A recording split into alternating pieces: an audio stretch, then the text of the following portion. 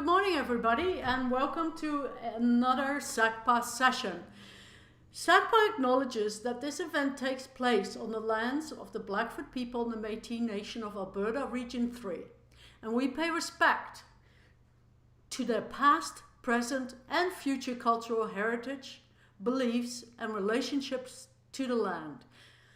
SACPA is also very thankful for the continuing support we receive from the University of Lethbridge, Shaw Spotlight, and the Lethbridge Herald. Today, on April Fool's Day, we have Cheryl Ann Oberg. She'll be speaking on the topic of laughter until it helps. Cheryl's a leading authority on the relationship between healthy humor and laughter, and is known for her energetic, entertaining, and content-rich programs. Cheryl has been honored as a Woman of Vision, Star of the Millennium, and Canadian Weave Maker. Since becoming a certified laughter leader in 2001, Cheryl has shared her gift of humor and laughter with many as a keynote speaker with family and friends and children in hospitals, seniors living in care facilities, corporate teams in the workplace, youth in career forums and schools. Thousands of people have enjoyed the benefits of learning how to have more joy, laughter, and play in their everyday life. As Cheryl says, let there be laughter and let it begin with you. Well, Cheryl, thank you very much for joining us here at SACPA today, and we look forward to a fun session with you. Wonderful. Thank you very much, Annalise. I'm happy to be here. I'm in Calgary, Alberta right now, so saying hi to you everywhere else. One of the wonderful things about connecting on the internet is we can stay in at home and still get to do all kinds of fun things without having to drive everywhere. It's a pleasure. I work at the Alberta Children's Hospital with children and families. I've worked in the communities with seniors over the years, and people in corporate workplaces. And what I found this last year through the COVID, everybody is in stress. Everybody's having distress. It's the children. Our mental health unit is full, overflowing. We have them on other units in the emergency room. Last week I went into emergency. There was 12 rooms with kids sitting with mental health issues. So it trickles down. So if the kids are experiencing that, I'm sure their parents out there are as well. So here today, I'm giving you some wonderful tips and tools to help you put some in your toolbox to add some more joy, laughter, and play to your life. Laugh until it helps. Laugh until it helps. You can fake it until you make it. You turn on your smile. Every morning, look in your mirror, give yourself a great big smile. Give that smile, give yourself a wink, look in the mirror, wink, wink, and then blow yourself a kiss. Mwah. That's how you can start your day. And before you walk out of the house, look at yourself in the mirror and go, and you go out into the world with a smile on your face. And even if we don't feel like it, when we start smiling, other people look at us and smile back. And all of a sudden, it becomes real. Same with laughter. Laughter comes from here and here and here. So we have our he, our ha, and our ho, ho, ho, ho, ho, ho, ho, ho, ho. So when we combine it, we have a beautiful sound of laughter, because we just don't laugh he unless you're an elf, or a ha, or a ho, ho, ho. We don't just say those sounds. And one of the beautiful things about it is it's the same in every language around the world. It's the same for every culture, every religion. It's a human thing. And one of the most beautiful things about it, it can be shared. We need to share our smile, our joy, our laughter. It lights us up from the inside out. Think of the perfect day. It's filled with joy, it's filled with laughter, and it's filled with play. When you think of the worst day ever, there was no joy, no laughter, no play. It was probably filled with fear, anger, and pain. And a lot of people are stuck in fear, anger, and pain right now. And I'm going to show you how to take it into joy, laughter, and play. So if joy, laughter, and play sits on one side of our teeter-totter and our fear, anger, and pain sit on the other, watch what happens when fear, anger, and pain take over. Our joy, laughter, and play go down. So depending on how far we let our fear, anger, and pain control our joy, laughter, and play, we need to put it into perspective. Fear, anger, and pain happen. Sometimes we can't always control it, but we can balance it by bringing in joy, laughter, and play. Joy, laughter, and play are choices that we make. They're not gifts. Well, they are a gift because they're within us. They're with us every moment of every day. We could take it everywhere. We don't have to get a prescription. We don't have to wait for it to be gifted to us. It's ours. We own it. So get your joy, laughter, and play on and bring it up. I remember a day where I struggled to get it to 5149. I was laying in a hospital bed with my back broken in 3 places from a motor vehicle accident. I was paralyzed from the waist down. This was in 2001. I picked myself up, I dust myself back off, and I remember sticking a sign on my door: enter this room with a smile on your face and joy in your heart. Because when we're down and broken, we need to be able to pick ourselves up. And sometimes other people around us can't do it for us. We have to do it ourselves, at least the first part or some of it. So, anybody out there that are feeling mentally stressed, physically stressed, bring your balance out, turn it up. I like to live in the 70-30 zone, enjoy laughter and play. You can't stand around being around anybody in the 100 to 99%. That's like too crazy for even a short amount of time. So we got to find our balance, what's tolerable, what works for you. And we each have that, but it has to be above 51 because that makes you in control. Awesome. Are we going to put the PowerPoint on now, Annalise? And awesome. I'm going to show you a little bit of a PowerPoint. I'm not going to um, read it all because you guys got your handouts in there, but if will the handouts be available for them as well online? Um, Perfect. Laughing. Yes. Okay. So laughter stimulates our flow of oxygen. Oxygen is the number one thing. I have a little sign here. The art of laughing is the science of breathing. Science of breathing. Breath is the number one thing that we need to sustain life on this earth. We have to breathe. Laughter is the science of breathing. So laughter helps us get our breath in. I'll teach you a couple of quick exercises after that you can use. But it forces us to take a deep breath. Take a deep breath right now. Let it out and let a sigh. It's like having a cool glass of water on a hot summer day. You take that drink and you're like, it just feels good. Your body needs that. Needs the water, needs the air. It gets our blood circulating. It hearts pumps. Actually, our nervous laughter is a natural defense against anxiety. Helps get more oxygen into our body that helps calm us. Also, when we smile, put the biggest smile on your face you can right now, cheek to cheek, ear to ear, I mean. What happens when we smile? It releases chemicals from our brain called the endorphins. Our endorphins are our feel good hormones that help us get us through our day, pick us up. When we're having a lull in the afternoon, putting that smile on our face helps do that. It triggers that. And laughter gets the oxygen going and flowing. It's the body's way of trying to help us breathe and relax. In times of stress, we take shallower breaths. Therefore, we take less in oxygen. The longer we feel anxious, the longer our body is going to be operating without optimal supply. Over over time, this weakens our immune system, opening up our door to all sorts of other problems. Ailments such as heart disease, high blood pressure, peptic ulcers, and insomnia all have connection to these. Humor. Who doesn't love someone who can make them laugh? I'm sorry, Annalise, I didn't tell you next slide.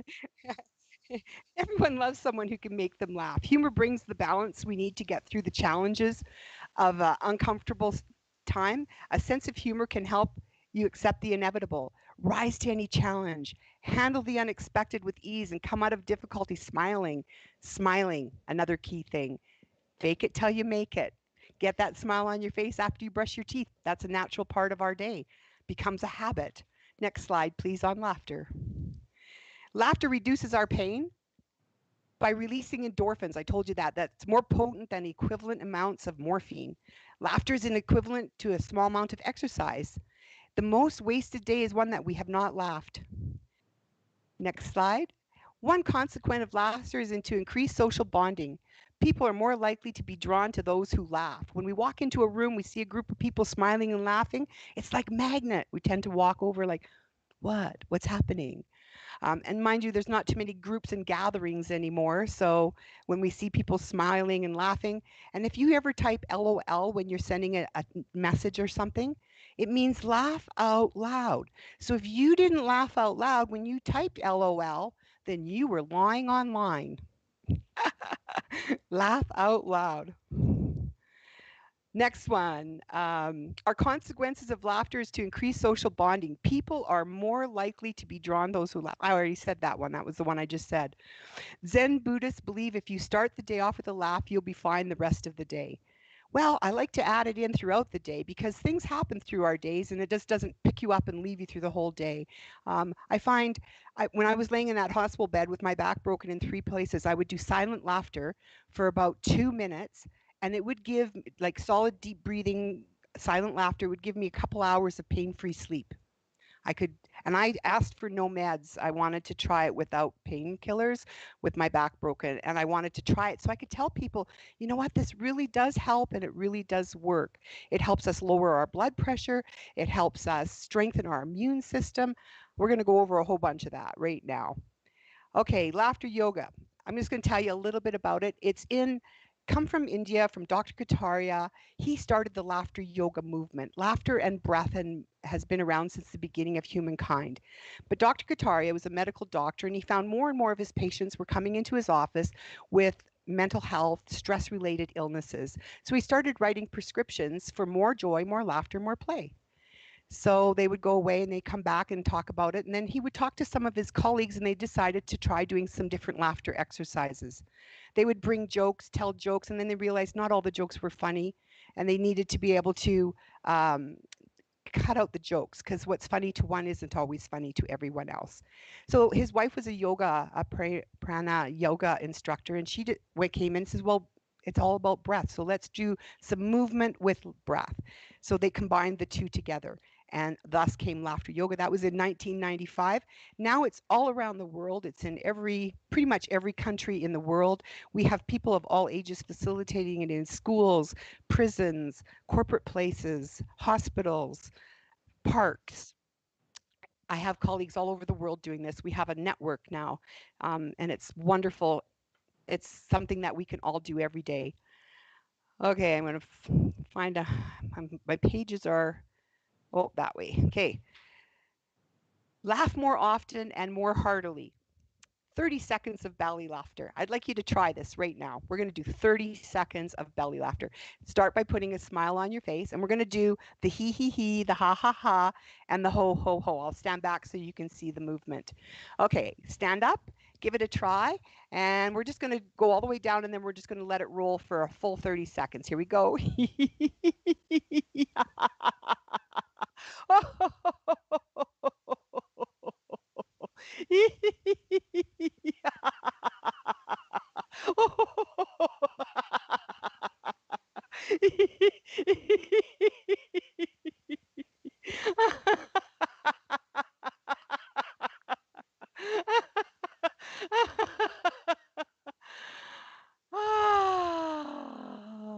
Deep breath in.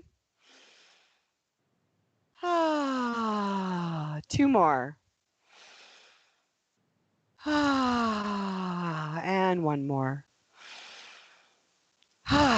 That felt really good. I needed to do a deep belly laugh. Usually I get up in the morning and I do them right away, but I didn't do that this morning, so I was missing that. Now you can also do that without the volume. You can laugh just like that without putting out the volume. The volume is a switch in our brain. So we can shut off the volume and let the air, only air, move in and out. And it might look like this.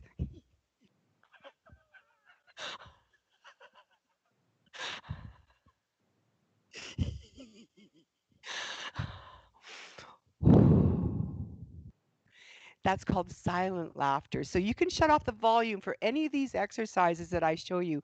That's what I was doing in that hospital bed. I wasn't laughing out loud because I would have been annoying everybody around me. So I was doing it in my silent laughter mode. Um, so you can get that anywhere you go. 30 seconds. You need a little bit pick me up. You're feeling lull in the afternoon, 2 o'clock. You're ready for a nap sitting at your desk. Get up, go to the bathroom, and do some silent laughter in one of the stalls. Don't, or take a walk outside the building, get some fresh air, fill your lungs with real fresh air. My husband and I at nighttime before we go to bed, we go out in our backyard, do some deep breathing and silent laughter so we don't wake up our neighbors. And if it's a full moon, we howl and then laugh at the full moon. So you got to create some fun little playful things for yourselves to do. That's part of the laugh and play every day. Next slide, please.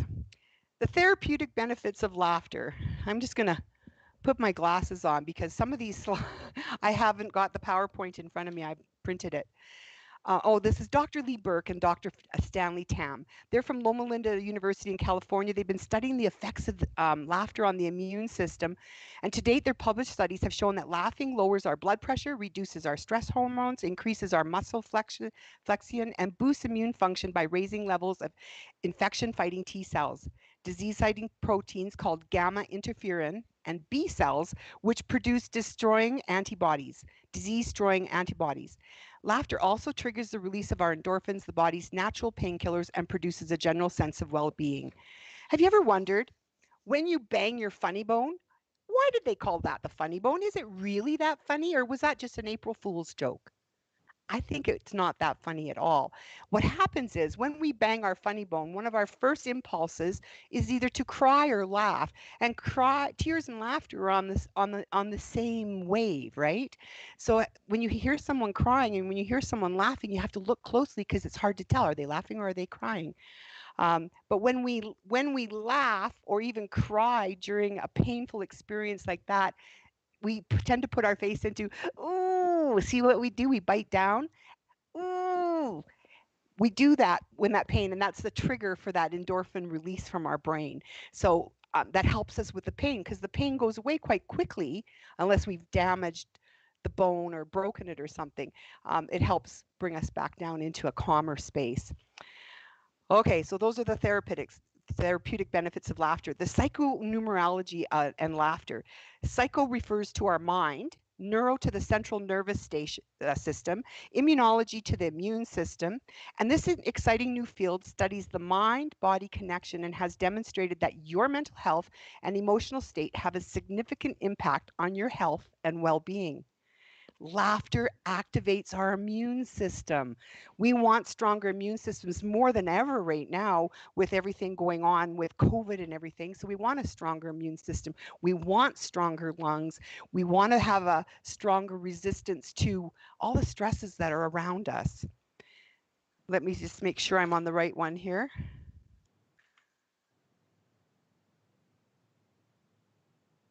Laughter activates immune. Laughter decreases stress hormones. Is that the next one? There we go. Okay, wonderful. Thank you. So that's what we were just talking about. So if you look at the next slide, the benefits of laughter, you're going to see all the benefits going all the way around it. It has positive benefits on mental functions, improves our chronic respiratory conditions, reduces our blood pressure and heart rate.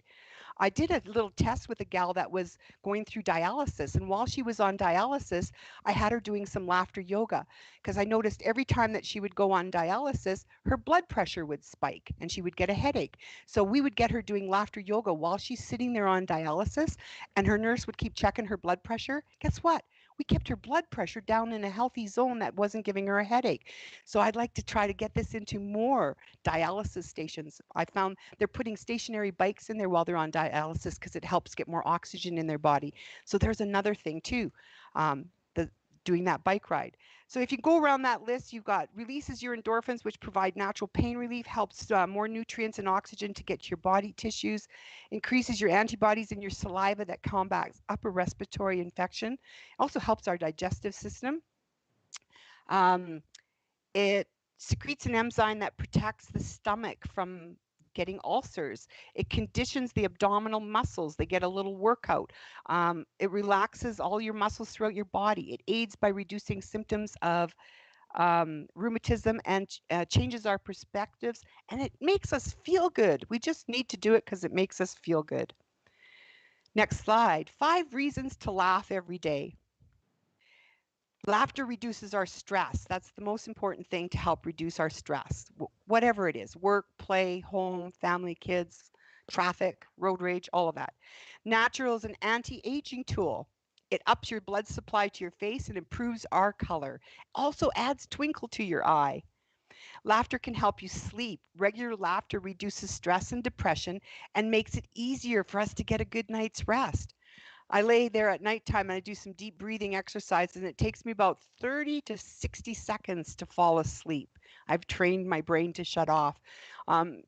the grandkids always laugh at me because if I sit and watch a movie with them, they're all counting me down to see how long it's going to take for grandma to fall asleep. Because when I stop, my brain goes, oh, it's time. We're resting now because I'm on the go all the time. So when I'm in this stop mode, my body's like, oh, yay, off it goes. Uh, Laughter can improve our lung capacity and our oxygen levels in the bed or in the blood, I mean, oxygen levels in the blood. And laughter is infectious. If you live life with enthusiasm and laughter, it will extend to all people around us. So when we're on that, working that front line, if we have jobs out there working with customers all the time, putting that smile on our face and having some laughter also helps. But when we're working, even on Zoom and Skype, we're out there connecting with people on screens all over the place right now. So we meet the power of a smile.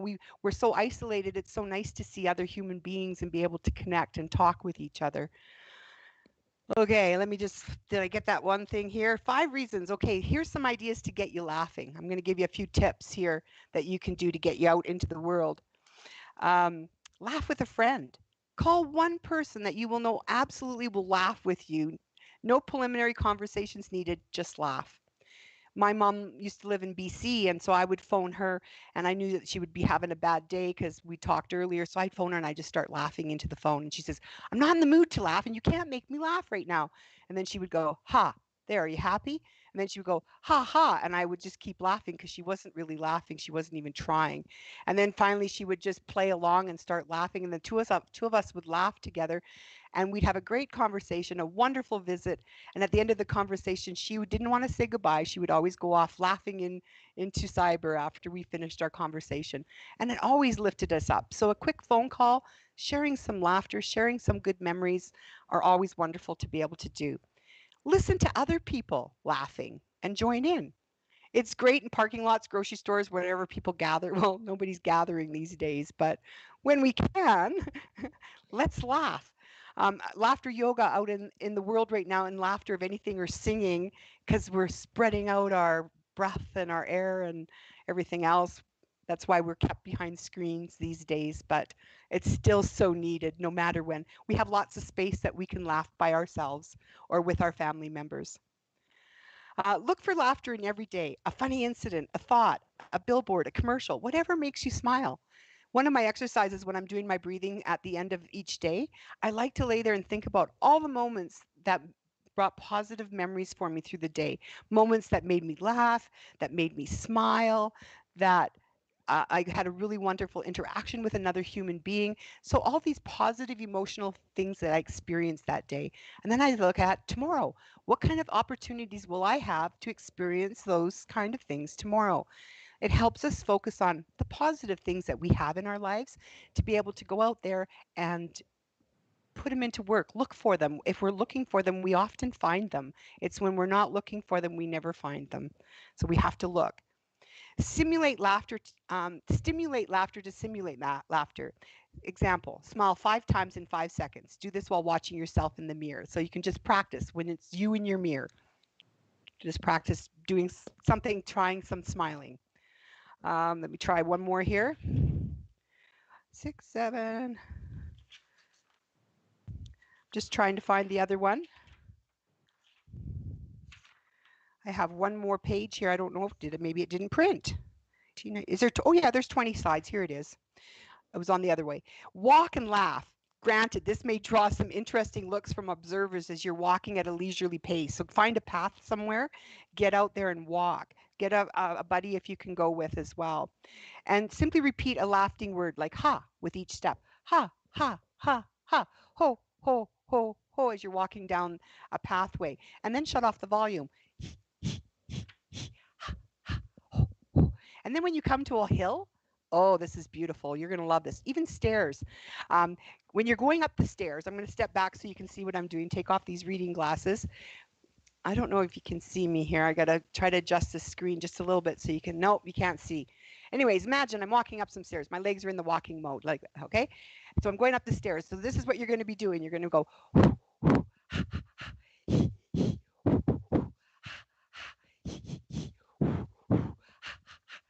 It's a breathing laughter exercise. What happens is it's like the swimmers in the Olympics. You know, they're out there swimming, they're coming up for breath at regular intervals.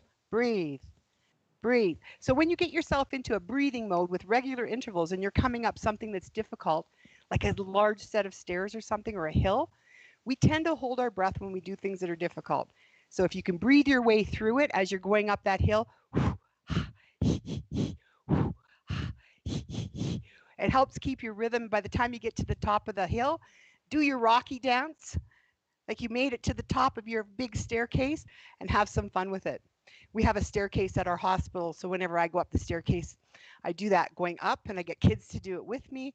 I have staff using other staircases. We have pictures of staff doing laughter, breathing exercises up and down stairs because we have several staircases throughout the hospital that are for staff only. So it's a great place to go get exercise.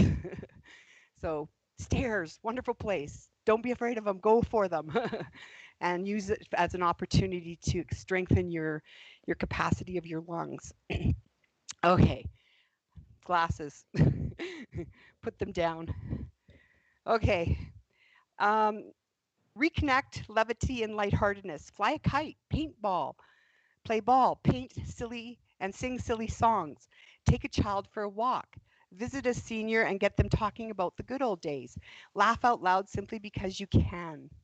Invite friends over, begin storytelling. You'll learn new things about each other and share some laughter, plus the connection will be priceless. Connect with each other and connect with the spirit of laughter so that you experience all that laughter can be for you and your family. The spirit part of laughter is part of your spiritual house, and it's a wonderfully infectious, contagious, universal, fun, free, and uplifting.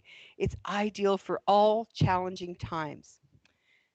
Summer is also coming, and I would like to encourage you to take a look at some of these books. I discovered these. Oops, sorry for the noise there. I discovered these about 3 summers ago. Now I go looking for them. Time magazine started bringing out some amazing books, and there's no advertising at all in these books. It's entirely all articles. So this particular one is The Science of Laughter. Our bodies, our minds, our souls. So these are keepers. You don't want to ever get rid of these. These are like magazine books, so you hang on to them, but it's a wonderful tool. And then Time Magazine the next year brought out The Science of Happiness. Wonderful tools, new discoveries for a more joyful life. Exactly what I've been talking about today. Um, there's another one here that they just brought out on breath and breathing. And here's another one on mindfulness. So these are some wonderful tools that can help you add more of those types of things to each and every day. Have some fun with it, and and oh, I wanted to talk to you on before we headed away today. April Fool's Day is a wonderful day for bringing more fun and joy for people everywhere.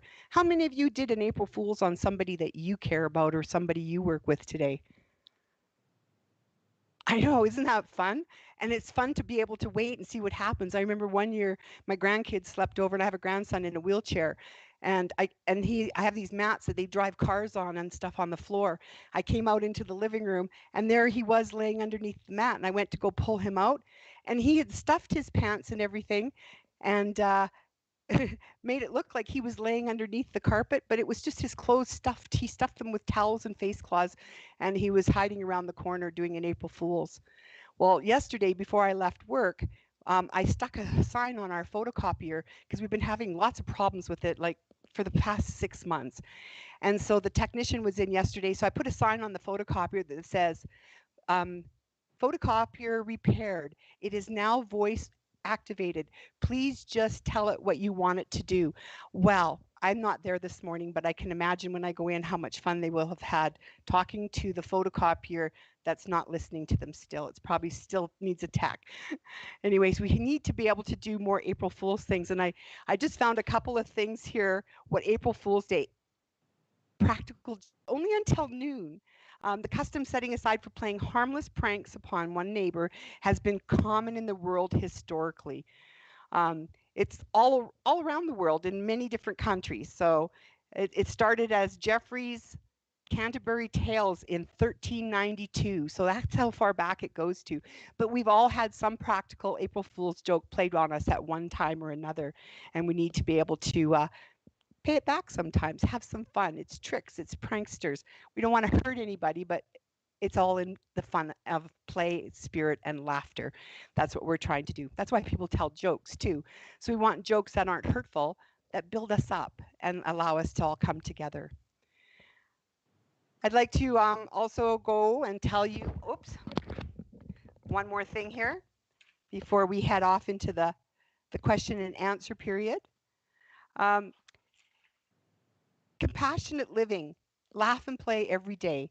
If every Monday we started sharing compliments with each other, everybody giving and receiving compliments, and every Tuesday if we practice giving, be more flexible, trying different ways to go somewhere, way to come home, what we eat, exercise with our bodies. Wednesdays are for gratitude. We need to feel more grateful with what we have today.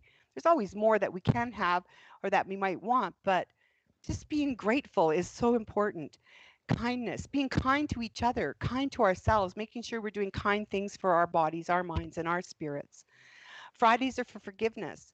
Forgive those who have hurt you, because if you're being angry and holding that in you, you're destroying your positive cells. You need to be able to let go of that anger that you're holding within. The Saturdays and Sundays are for chocolate or any of those sweet things that we love in our lives. It takes 30 days to create a brand new habit. If you practice this every day for 30 days, all of a sudden you will be doing all of these every day without even thinking about it. It becomes a natural everyday occurrence, not just on Mondays, Tuesdays, but all of them every day as they pop up and arise. I'd like you to love like your heart has never been broken, dance as if no one is watching, and remember, don't take life so seriously. None of us are getting out alive anyways.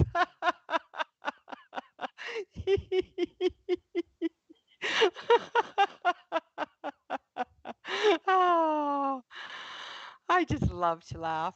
Just like Uncle Albert on Mary Poppins. Remember when he would laugh? He would float to the ceiling. Anybody saw that show? I love that. And but laughter gives us a euphoric feeling. We're not going to really float, but it does lift us up. Thank you for joining me today, and I had a great time, and I look forward to your questions and maybe some answers. I'm always looking for answers. Lovely. Thank you so much. Our first question comes today from Timothy, who is a reporter at the Lethbridge on the Lethbridge Herald. Um, can you speak more about the idea of laughter and crying being on the same wave? I have read, for example, a lot of professional comedians are actually clinically depressed and use comedy for self-help. And then he goes on to clarify, maybe in relationship to your own time in hospital with your broken back. Excuse me. So the tears and laughter. Have you ever laughed until you cried, or cried until you laughed? There's such a fine line between them. We have a laughter tears meditation that we practice doing, and it helps bring you into a balance. When you can balance the two, it's when tears are only the ones that are coming and our laughter is only coming. We need to find balance between those two worlds. So laughing and crying helps bring you into balance. So when I was laying in the hospital bed with my back broken, yeah, I had some tears, but I also had more laughter, because my brain flipped over to what can I do to create a more peaceful moment. Some of my clown friends brought me in a vial of bubbles, and I would sit there and blow bubbles. And this one particular night, we've all had mystical, magical moments in our lives, and this was a mystical, magical moment for me. I was blowing these bubbles, and I was laughing as they were landing on me. And I was doing this probably about 25 breaths, and each breath I took, 25 bubbles escaped. So these bubbles are touchable. They don't pop when they land, they just sit there. So this nurse, I guess the bubbles, some escaped out into the hallway. They were bouncing across the floor.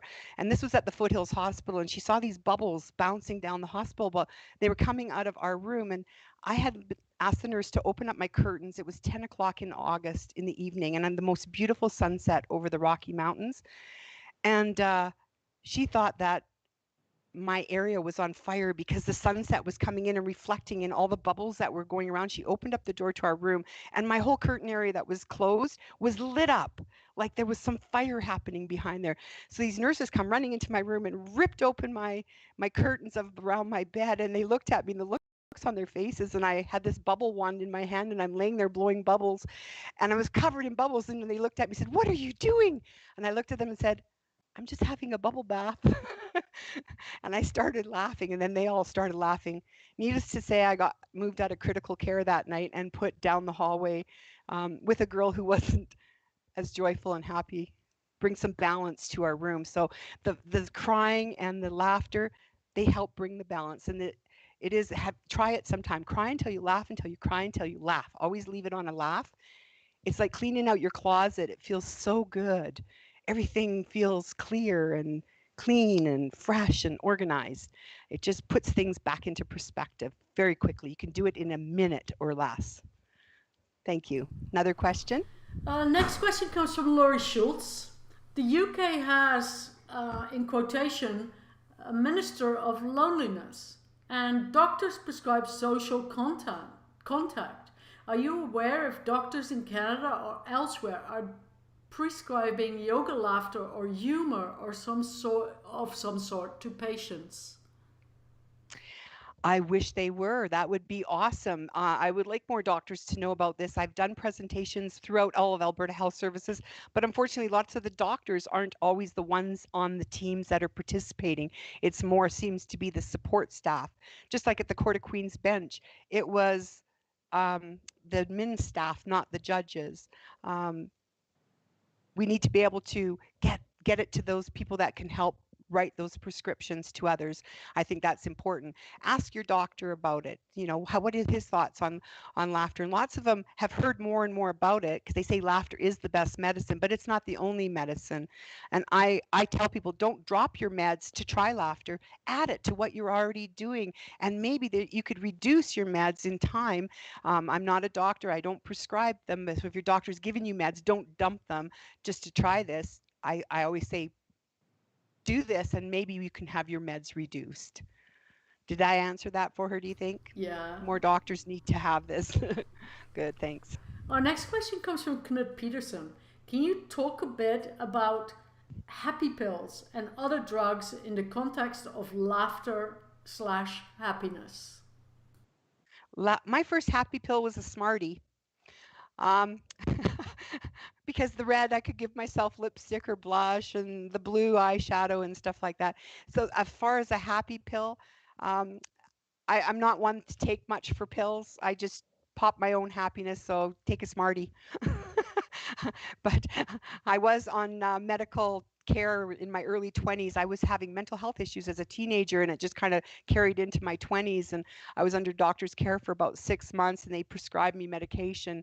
And I thought, oh, that will make me happy because I was in a turmoil at that time. And what I found is it just brought me into this flat line. I had no highs, no lows, no fears, no angers, no joys. It was really boring. And I really just I went to him. I said, I can't live like this. I need my highs, I need my lows. I'll just learn how to manage them better. And that's what we have to do is learn how to manage our highs and lows. There's no pill that's going to fix it. Just like for weight loss, there's no pill that's going to take it all away. We just need to increase something: more exercise, less food, more laughter, less fear and anger, all those types of things. So when you want to change, you have to change your ratios a little bit to make change. Our next question comes from Karen Touhe. Have you have you had a chance? Sorry, I'll start that again. Have you had to change? Here we go. I'm just correcting the grammar as we go. Have you had to change your presentation now that masks are mandatory? Yep. I'm not doing any face to face with any of my speaking engagements. There's no conferences. There's no groups, there's no runs, there's no walks, because I'm often at lots of those doing laughter yoga to get people off on a fundraising activity outdoors. None of that's happening. So yeah, I've had to change pretty much every way. Even when I work at the hospital, I work one patient and one patient at a time. So with exception of mental health kids, because they live in a cohort, I work with all of them at one time. But one on one, or as we're doing right now. Yeah, changed a lot. And we'll continue. We'll see some change coming again in the next year or so, how things are going to move forward. We don't know. You were sharing with me earlier before we started the live stream that you also do clown. And clown is so much about the expression on your face. How would that work in Yes. relationship to a mask? Or is clowning totally out of the question anyway because of COVID? No, I do this in clown. Wow, clown I'm with more mask. I'm more clown. Yeah, I clown with mask. I have a visor that I wear over top of my mask, and on my visor I have a clown nose glued on it and a big smile. And I just wear my hospital grade blue mask underneath it, but I have a big visor that goes over top and I have eyelashes on it. And I've turned my visor into my clown face, even though, and my eyes are all done up. I have my makeup on. I just don't glue my clown nose on underneath my mask, or I don't put my lipstick on underneath my mask, but my eyes are done. And then I add stuff to my visor, which makes it really fun. Oh, excellent. Next question comes from Mark Goodall. Is not solo laughter in public in our culture generally related to lunacy, therefore stigmatizing it? Yes, but we have a wonderful tool called the cell phone. Shut the ringer off, hold it up to your ear, and go wild. Go out for a walk around the park. No one's going to know that you don't have anybody on the other line unless your phone rings. So shut your ringer off, put your phone up to your ear, and just take a walk with your phone. How many times have we seen someone talking to someone on their phone in the store, laughing, and we think they're talking to us, and then we turn around and realize they're on their phone or they have their earpiece in? We're so used to seeing people talk to themselves more than ever now because of technology. So I don't think it should be a problem as much as it was 15 years ago, 20 years ago when I started doing this laughter yoga. Yeah, 20 years ago it would have been a little bit different. Thanks, Mark. Alan Friesen has the same question that I actually had. Monday was compliment day, Tuesday was flexibility, Wednesday was gratitude, Friday was forgiveness. What was Thursday? And given that today is Kind, Thursday, kindness, kindness. We're going to share kindness with each other. Here, I'll read what it says here. Think of ways to help make the other person's life a little bit easier. Simple kindness is the most vital key to the riddle of how human beings can live with each other in peace and care properly for this planet we share. The practice of kindness creates healthy relationships and community connections. It inspires people to pass kindness on to each other. So when somebody does something kind for you, just keep playing it forward. The world has created a domino effect, a wave around the world of kindness. Same with laughter, same thing. Fear, anger, and pain go down. So our I think one of the answers to world peace would be to have laughter, because we cannot have fear, anger, and pain when engaged in mirthful laughter. It doesn't work to have, they don't work that way. So world peace could happen if the whole world stopped for 1 minute and joined each other in laughter. We would have peace on earth for that one entire minute, because nobody would be hurting each other. We would all join together and laugh. That's why World Laughter Day, which is the first Sunday in May at 1 o'clock, wherever you are, stop what you're doing, stand out there, do 1 minute of laughter, and we'll send a wave of laughter around the world, because at 1 o'clock in all the time zones around the world, we do this every year on the first Sunday in May. Go out for a walk, take your dogs for a hike, take your grandkids out, do it in your living room, wherever you want to be. Laugh for 1 minute at 1 o'clock. Be part of that global wave, because that's Dr. Kataria's dream for world peace. So I had to put that one in. I forgot to tell everybody. and Next and question. folks, we have 15 more minutes, so let's put some kindness into the chat. Our next question comes from Bev Mundo. Kids find being silly very addictive.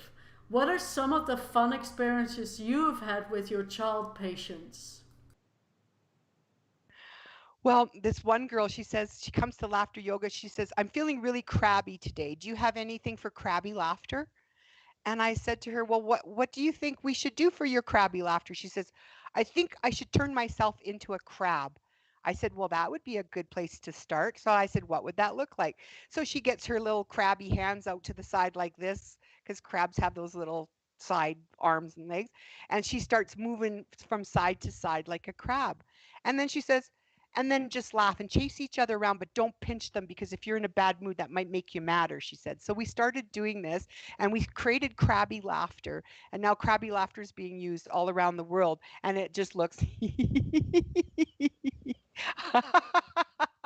So she would do this on her mother if her and her mom were having a bad day. And her mother would come down, and mom was like, "Meow, meow, meow." And anyways, this girl, she would go up and do crabby laughter and chase her mom around, and her mom would turn around and start chasing her around. And her mom would say to me, I can't even remember why I was feeling so miserable. And then all of a sudden we started doing this. The whole family joined in, and crabby laughter just pushed the crabbiness away. So we, yeah, the kids come up with some really funny things. Sometimes one of the kids in the room, I was had mom and dad and grandma was in the room, and the child was in the bed, and we were all laughing together, and grandma passed some gas. Well, everybody burst out laughing, because when we laugh, all of our muscles and abdominal muscles, and yeah, sometimes gas passes, but that's a human thing, just like breathing. But grandma thought it was hilarious, and her son was so embarrassed that his mother did that in front of me, and we all laughed together. So yeah, body functions with kids happen when you're laughing, so that always makes it funny. One little girl laughing so hard, she said, stop, I can't stop, I'm gonna my tears are gonna run down my legs, she said. And I started laughing. I don't know where she must have heard that from an adult, laughing so hard that she leaked. But yeah, kids come up with the darndest things, but kids naturally love to laugh. It's the teenagers that are often a little bit different, because they don't want to be judged for being not the same as everybody else. So yeah, the younger kids, it's easier to get them laugh. If I can get a whole group of teens together, it's easier to get them doing it together, having some knowledge behind it. But if they haven't been introduced to it, no, it's difficult sometimes. Some people, you have to be open to it, right? Like anything, if you have your mind closed to it, you're not going to let it in. If you open it up, it'll come in. It might filter, you might try it, you might not, but it's yours. You own it. It's yours forever. It's not leaving you. Our next question comes from Mark Goodall. Laughter is contagious. Have you seen the video clips of contagious laughter started by one person, for instance, in a subway car? Have you ever tried this? Yes, I have. I have seen that video too. It's hilarious. This man gets onto the subway. He's got his phone or computer, iPad or something. I can't remember what it was. And he's looking at it, and all of a sudden he starts laughing.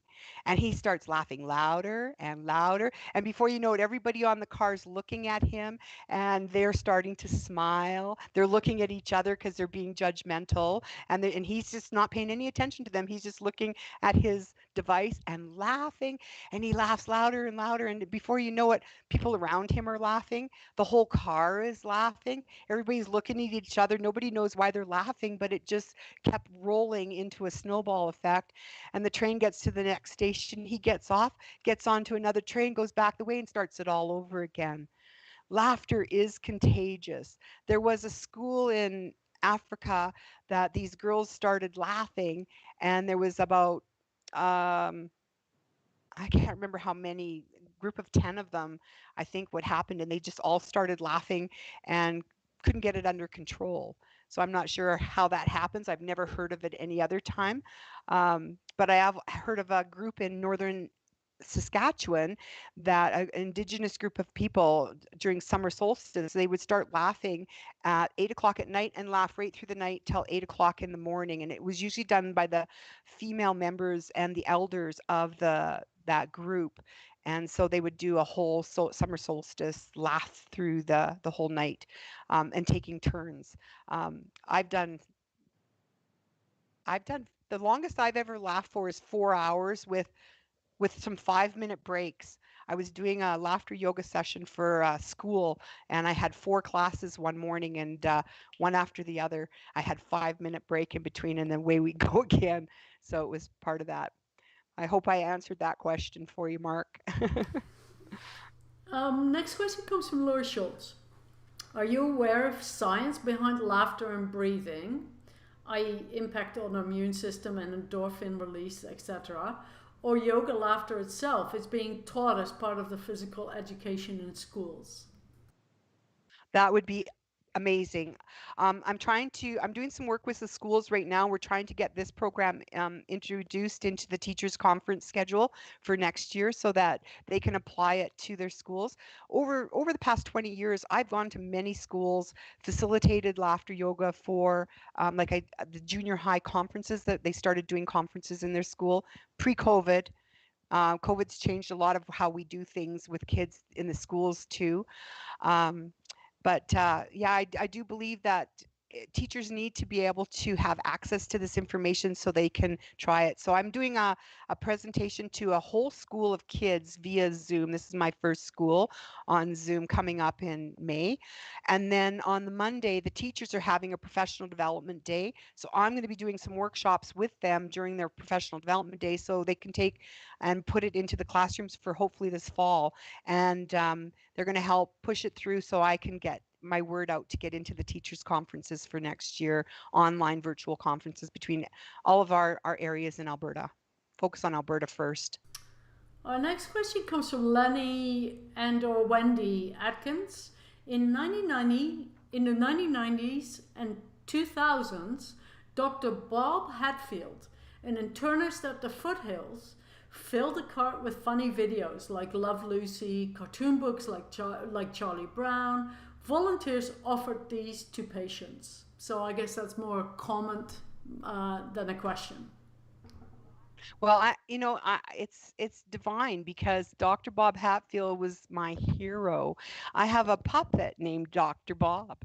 He wears scrubs. Dr. Bob got me into Hospice Calgary. I worked in end of life care for Hospice Calgary and worked bedside with patients. I would go and clown. I would curl their hair and clown. I would laugh with them. I would laugh with their families. I went to end of life care before I went to the Children's Hospital. I figured I'd start it with the hardest thing and then everything else is going to be easier from there on. And it was a really wonderful eye opener. And Dr. Bob, he was fabulous. He believed in the power of humor and art and all that kind of things within our healthcare. So Dr. Bob opened up the doors for me to work in hospice as a volunteer. And here I am, still working in healthcare all these years later. So I started doing this work with Dr. Bob back in 1995. Thanks for mentioning his name. That was a treat for me to hear his name. Our next comment is from Ian Hurdle. French expression for April 1st is Poisson d'Avril. I always wondered if it was slapstick humor to hit somebody with a fish. Yes, that is definitely slapstick humor, but I'm sure some fishermen might have done it over the years if it wasn't meant in humor, but they would use it as an excuse to slap them with it. And being a family that had fishing history way back when, I don't know. I don't think I would ever like to be hit with a fish, but slapstick humor, a lot of that slapstick humor has been gone out of even in clowning. Like 100 years ago, all clowns were male, and in the last 25 years, more and more clowns are female. Probably over 50% are female now, and the slapstick side of clowning has been dropped. So we're not squirting flour out of our water out of our flowers or slapping each other or doing those kinds of things. So clowning is coming more from the heart. So when kids are out there talking about those evil clowns on TV, I say, yeah, those ones scare me. I don't like them either. I say real clowns have good hearts. They would never ever hurt anybody. So it's just TV, and you can't believe everything you see on TV because sometimes they exaggerate it. So I've had to put some fires out over the years with all the terrible horror clown stuff out there, because clowns have been around since 2500 BC. They've been documented into history. So we're not going away. We're here. We're the slapstick of humanity. We can make fun at ourselves as clowns, right? We don't have to literally slap anybody. There's a quick comment from Lenny and Wendy Atkinson. Dr. Bob would be delighted how you have continued his ideas on humor. I feel him journeying with me, even though he's gone.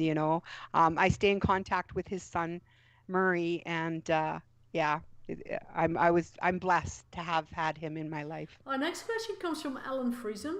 Told that he had one chance in 500 of recovery. Cousins developed his own recovery program. He took massive intravenous doses of vitamin C, and self-induced bouts of laughter brought on by films. And then a follow-up comment. Candid camera was his favorite tool. I guess another comment.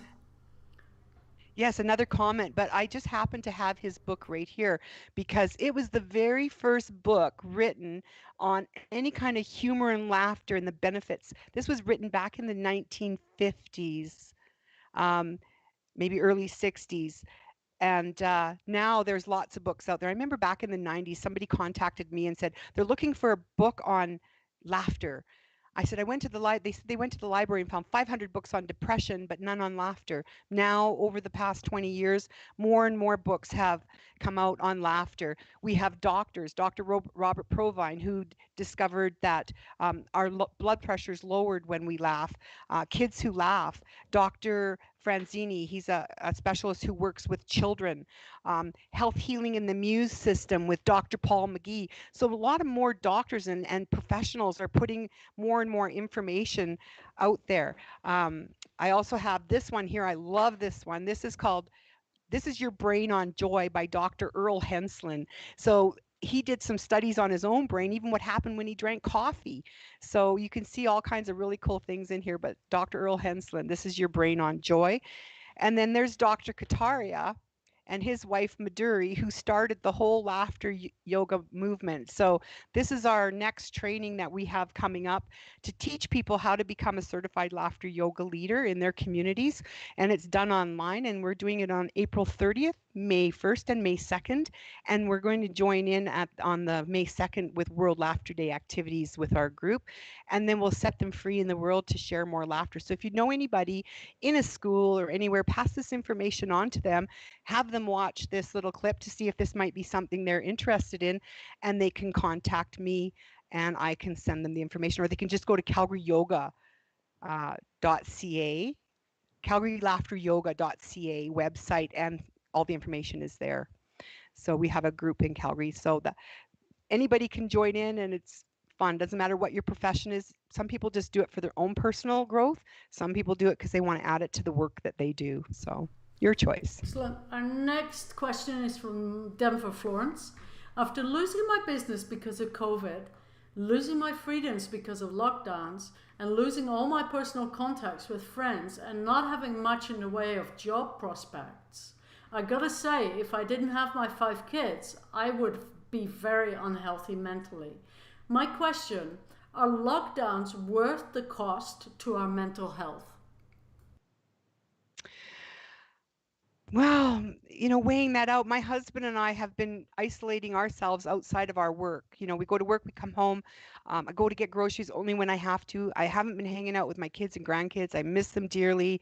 I do feel isolated. I feel like we haven't been able to get out there and do what we need to do. And for people that are in those situations where they've lost their job and they have everything's crumbling down around them, there's probably about 4 out of every 10 people that is feeling that right now. It's huge. My son is one of them, and it's been difficult. So rallying around, and I check in with him every day. How are you doing? Phone out. Reach out to people that know and love you and say, I'm really struggling. Be honest with them. Tell them you're struggling. They're going to be there to support you emotionally, and you can feel like you can call them when you need to. So even if we talk to somebody for 5 minutes, it helps bring us down into a calmer space instead of escalating into a frenzy where we're out of control. So reach out to the people who care about you.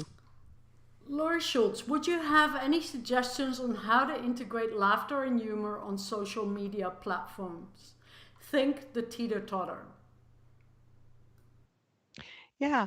Well, we see it all the time. People are putting humor and laughter through animals, children's videos. They put stuff out there and we keep watching this stuff because it lifts us up, right? It gives us that feeling, oh, isn't that cute? Or it lifts us up. When I see pictures of what people ate for dinner, it doesn't lift me up. I don't want to see those pictures on there, but I like to look at little babies and children and cut and even seniors are fun to watch when they're doing some fun things. Uh, I like there was this lady playing in a philharmonic and she's in her hundred and something. Another one that's a dancer in her 90s. So I like to watch that kind of stuff. Gives me hope for my future. So when we have hope, we have a future.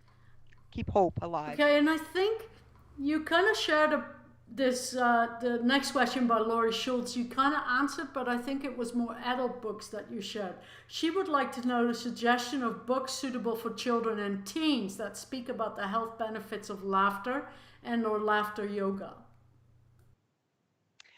Okay, I'm gonna have to check into that. If she could email me at cheryloberg@shaw.ca, I'd be happy to do that homework and find that. I do have some at the hospital, but the names and the authors just aren't on the tip of my head or tip of my tongue. And there are more, like I said, there's more and more stuff being written all the time. So I know that there is something out there that we can use. I use all different types of stories for children, but not on laughter yoga. I haven't seen any in our hospital, but I will look into that because you know what? Maybe that's something that I need to do. Maybe I can put that to my bucket list, create that book for children. I'm trying to write one with a little girl. She's doing the illustrations and I'm doing the writing of it. So maybe this is the next one that we could do. So we could have some fun with it. I'd like to put some books together with kids at the hospital.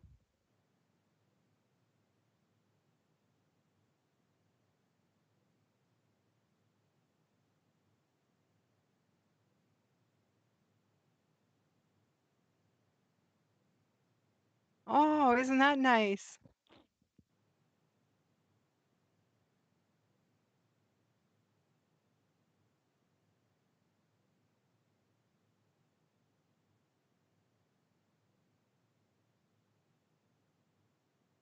Yes. Our daydreams are visions for a life worth living. Dream the life you want to live and then go live it. I am. Excellent. Um, that concludes our session. Thank you very much, Cheryl, for joining us today. Thanks for inviting me. It's been fun. Yeah, okay, good. And I was muted just there in my last little bit. I'm sorry about that, folks. But I just asked Cheryl for a take home message, but that's okay. Um, yeah, sound has been restored. I just muted myself. So thanks for letting me know, folks. Sorry about that. Join us next week when we have coal dust, wind, and human health. What are the risks of open pit mining, coal mining in southwest Alberta with Alan Garbett? Thanks again, Cheryl. Thank you very much for joining us and taking the time to present to SACPA. And folks, we'll see you all on Friday. You have 57 minutes for April Fool's still. If not too late.